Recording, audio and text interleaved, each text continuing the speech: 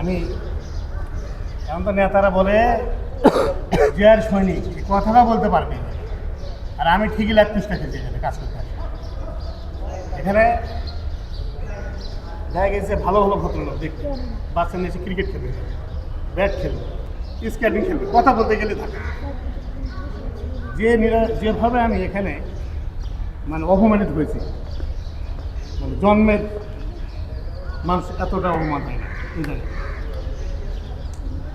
কিছু এক্সারসাইজ করার লোক আছে এখানে পাবো, কথা বলতে গেলে মানে তার এই বেকার কি আছে, 2 বছর কবর লাখ ফেলে দিবে, ই করবে তা করবে, নানান মানে ওর গতি পায়।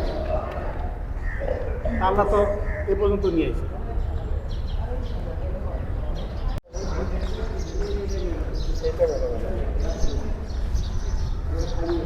নাম লিখতে দাও কি ছিল?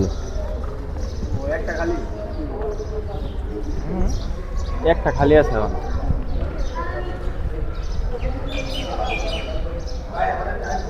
কি মানে কবরস্থান আছে 3টা, একটা খালি আছে।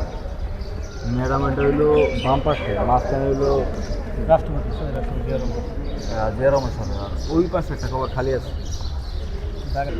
ওটা হয়তো তারেক রহমান স্যার। ওটা তো জানি, এবার একটা ধারণা আছে আমার। আসলে মহিলারা কষ্ট করছে না।